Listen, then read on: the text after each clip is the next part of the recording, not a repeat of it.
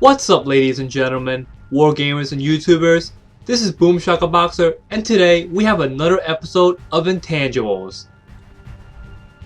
In the first two episodes, we covered map awareness and situational awareness, the static and dynamic tools that you use to gather information during the course of the match.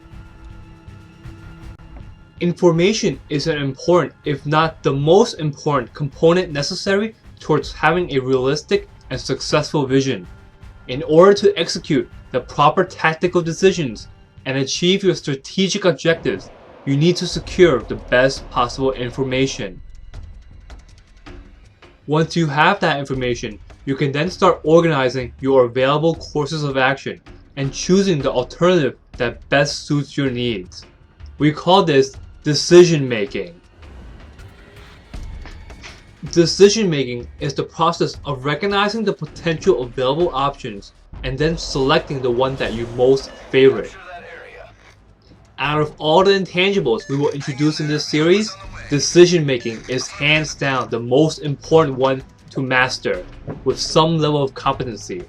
This is what separates the good players from the great players. It's the difference between knowing how to shoot versus why you shoot.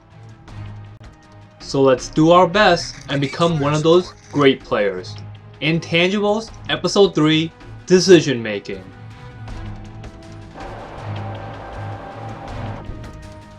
You already know what the early game favorable matchups are from watching my Kraken Unleashed series. Let's now supplement that information with the universal matchup potentials throughout the duration of the game, early, mid, and late.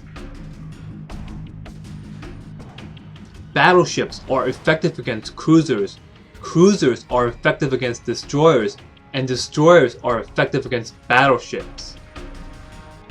Carriers are force multipliers. They help the other classes achieve tactical superiority. With the timely use of fighter support, they can spot and mitigate potential damage. And with the timely use of bomber support, they can reinforce and swing a tactical engagement in one's favor. In this battle, I'm playing in the Tier 6 Japanese battleship Fuso in a Tier 8 matchup. As we can see, this matchup can be quite intimidating. There is a potential to be matched up against a North Carolina, and it won't be fun if the Intangible can properly support. Lastly, we have to be conscious of the Fubuki threat. Enemy force sighted on the horizon.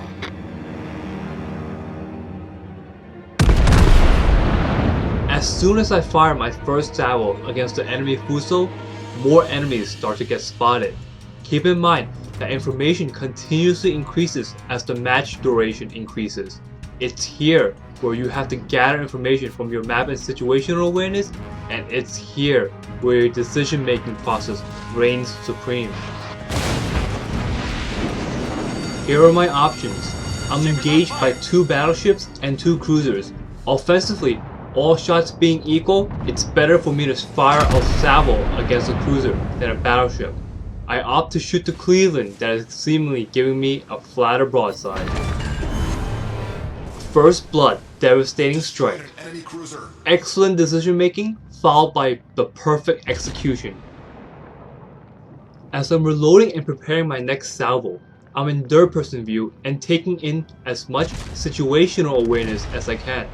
I'm processing all the information so I can formulate an efficient decision and execute once I am fully reloaded. I was about to fire but noticed last second that the Intangible was preparing a torpedo salvo against the same Atlanta. He lands a beautifully executed devastating strike, and I switch my mark to the enemy Intangible. Confirmed penetration. All stations requesting fire on the designated target. Main turret critically damaged. Defensively, I noticed that several enemy ships were aiming at me throughout the entirety of the game, especially the North Carolina and Fuso. So I try my best to point my bow towards them. This increases my armor effectiveness and minimizes my profile, making it harder to both damage me and hit me. Torpedoes to start. By staying active in this fight, both offensively with my artillery and defensively with my HP, my great decision making is enabling my teammates to stay up front with me and capitalize on enemy mistakes.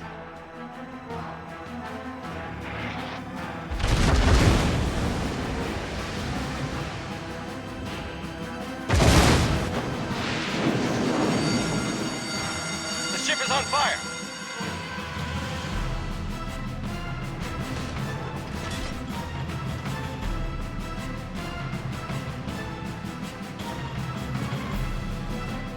With both the Fuso and North Carolina retreating, we will be able to punish the Mahan as soon as he gets spotted by our DDs.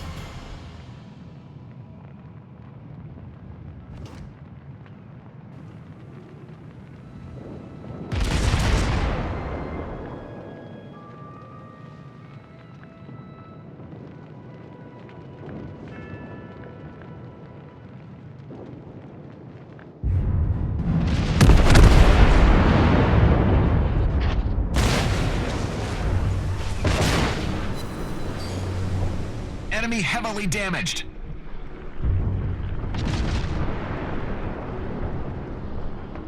On paper, the enemy team on the west clearly had the superior ships, but our team possessed the superior decision-making ability. I was able to take multiple hits for our team, and my teammates were able to benefit from the minimized risk situation they were in.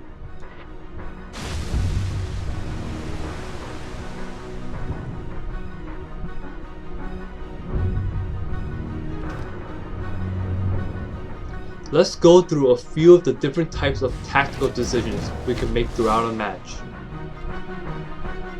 Angling is a way to minimize your profile, thus making yourself a harder target.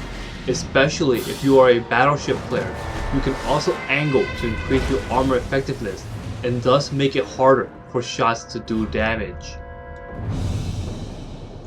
Speed adjustments and rudder shifts, when simultaneously used, is a great way to avoid damage, especially at longer distances. This is especially useful for cruiser captains that want to stay in the fight longer. Ammo selection in the individual situation may prompt you to select AP when the enemy is showing broadside, but there are opportunities where HE, damage over time, cannot be underestimated, especially in a focused fire situation. Pay attention to when an enemy repairs. Spotting and screening are important tactical decisions fulfilled primarily by destroyers. Scouting provides the vital early pre-commitment information so the fleet can properly assess how much resources are to be allocated, and long-range torpedo salvos need to be properly screened.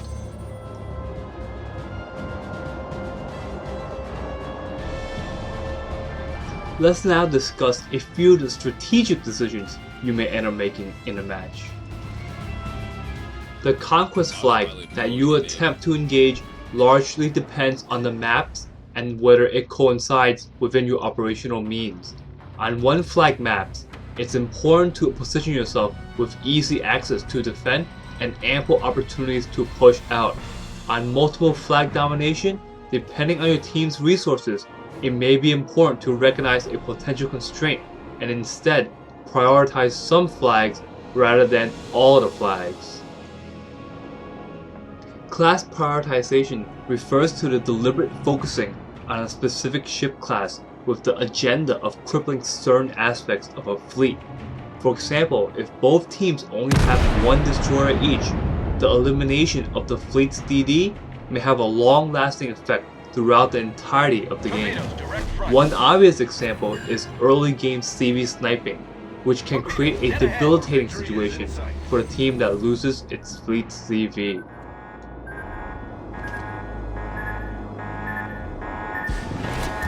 In regards to this gameplay, even though I was under considerate fire suppression, my proper angling ensured that I kept my HP up in the fight. Furthermore, my team was able to focus fire down their destroyers and cruisers. At this late game situation, all the enemy BBs are still intact, but have been shepherded to the northwestern quadrant where their impact is at a minimum.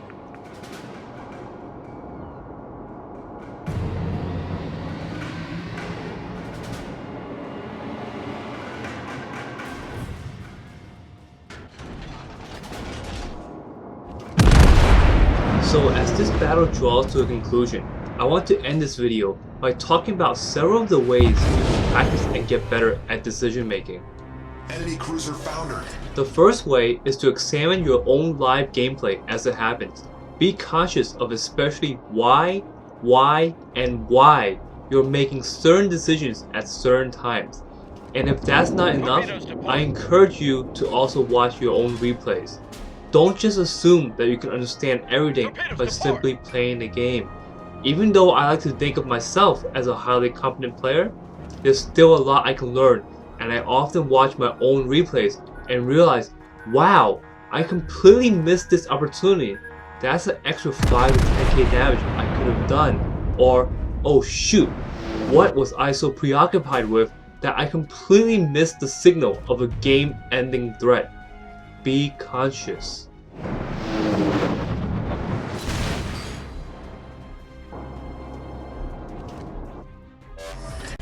Additionally, you can also watch other people on YouTube or streams. Always try to answer the why question for every decision that's made. Every decision must have a purpose. Answering the why questions takes the most amount of effort, but they are also the most rewarding once you understand them.